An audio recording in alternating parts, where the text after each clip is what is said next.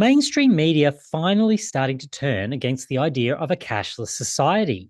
Hi, everyone, and welcome to Ainslie Insights, brought to you by Ainslie Bullion, Ainslie Crypto, and the Gold and Silver Standard as the Ainslie Group celebrates 50 years.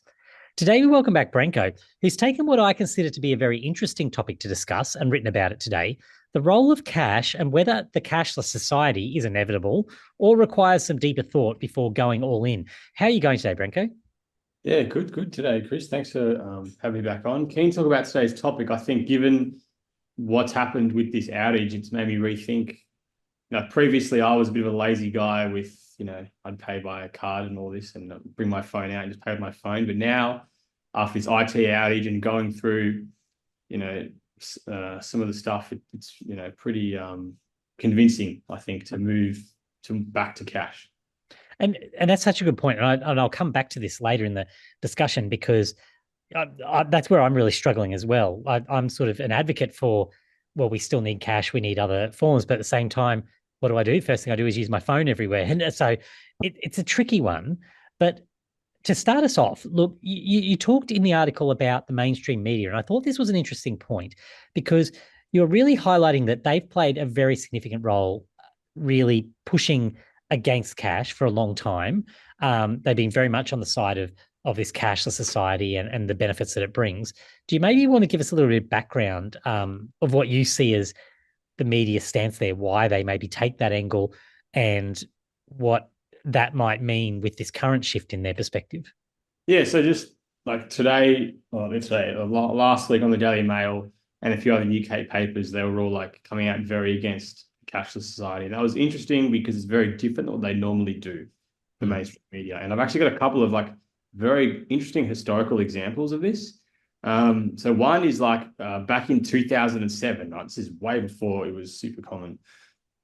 There was a Spanish economist who was very like popular in the media at the time, and he was suggesting that cash would be safer, would make the world safer, and eliminate, like removing cash would eliminate illegal activity, and the world would be a lot safer for that reason.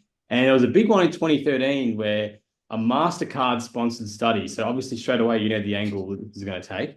And it was done by Oxford University. And basically the point was to show how much germs were on cash. And so how kind of dangerous it was, which is an interesting take, particularly given what happened with COVID later. But so straight away, you got a couple of interesting examples of like them trying to turn like things that really aren't big deals into massive negatives. Obviously, the MasterCard study one was, the motive behind that makes a lot of sense. And then during COVID as well, obviously, I think you don't need to look too far. Things like vaccine passports, the general rhetoric of the media was very pro cashless society.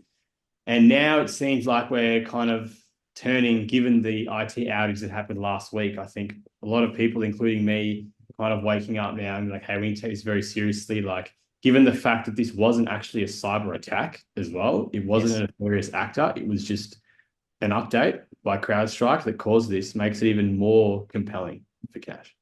And the point you just made about the MasterCard study, for example, like we all use these cards and we go, well, they're convenient and they don't come at a cost is what we think. But of course they do come at a cost. There's small fees charged, or sometimes not so small fees charged at the merchant end of every time you pay that way. So that's money that's not going to the merchant that you're buying from. It's going back to those card companies. So there's certainly a financial incentive and motives behind all of that, which are, you have to really look into who's potentially funding some of this rhetoric around why we all need to be cashless. But you highlighted the global IT event. That was very significant when you look at the flow on consequences. We saw a lot of that. We saw a lot of that pop up in the news. Do you think that it really did highlight some of those vulnerabilities, that we really do see that, something like that can happen? And the point you made, it wasn't an attack. It just is something that happened. And all of a sudden it brings us, the whole society almost to its knees, briefly at least. Could have been much worse. What's your take on that? Yeah, I think absolutely it did, especially I can speak for me and obviously for the media, even it seems like they're taking a change. And then also I would say the fact that the government had an emergency meeting on this, like they lost in Australia, it was like 9 figures in just, what, 10 hours of power outage, like $100 million lost in the economy from this. And the fact that the government's having a meeting about it, emergency meeting, indicates how serious they were taking it. And, I think it just outlines how serious that we need to be taking, focusing more on cash. And maybe, to bring this back to gold, I think to me, gold seems like such an incredible investment and a way to store cash, because in the event of some crazy outage, if you have the cash in your bank, you're not going to be able to access that.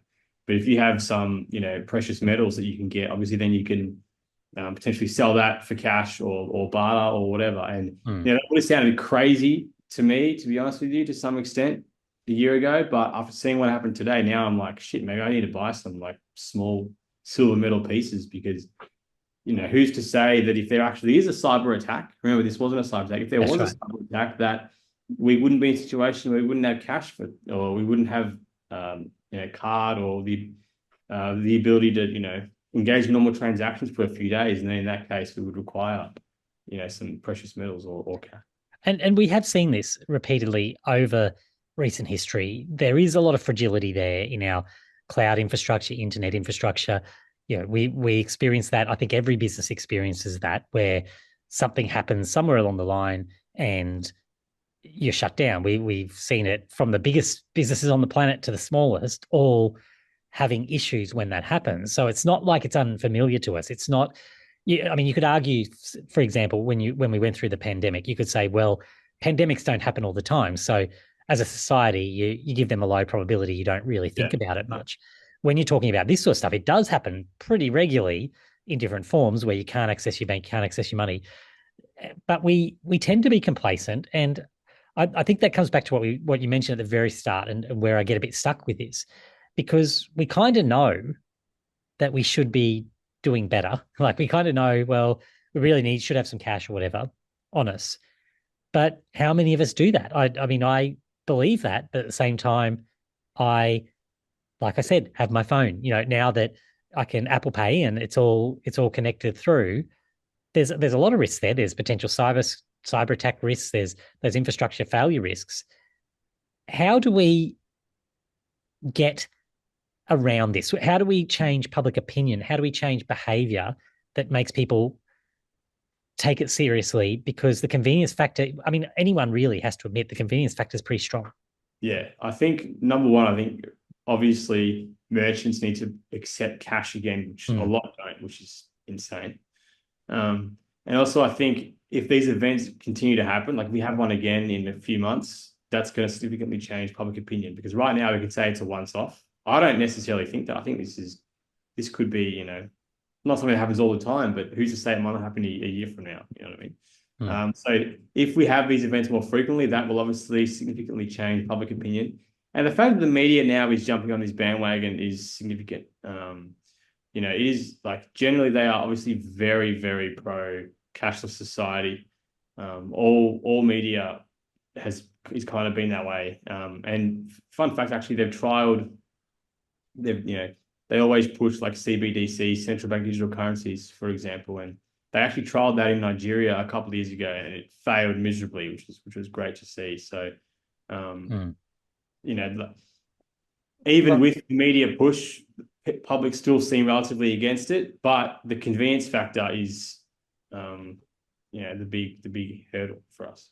And you've certainly heard, I know, Trump coming out with that statement that, if he were to be president again, there will be no central bank digital currency on his watch, sort of the really very direct words on that. I can certainly see the issues. We've talked about them at length. I'm sort of on the fence of whether it's inevitable or not. I don't know, but there seems to be some light at the end of the tunnel there when you've got people coming out like directly saying, no, not on my watch, we won't be doing that. So I'm not sure whether it's inevitable or not at this stage. Yeah, from memory, I remember Trump got a massive cheer when he said that. That was quite a headline on Twitter. So I think the public is definitely. It's interesting that the public is so against CBDCs and the idea of moving cashless, yet we all kind of implicitly do it anyway. Like, yeah, I might put this out up, but it was like 50% of people would just use their phone, not even just card, just use their phone. Yeah. Um, Well, it's convenient, right? That convenience can't be underestimated, and that's kind of my point. But we know that we want to have these options available to us, but we don't do the thing necessary. So you still go, oh, my phone's easier. You don't yeah, use the cash, and when you don't use the cash, the merchant says, well, what's the point of us having to count cash at the end of the day when no one's using it? Like you can, it's a slippery slope to end up where it ends up. You can yes. see why it ends that way. So we almost need more just crazy things to happen until we wake up and like, oh, we actually can't rely on this system anymore because Mm.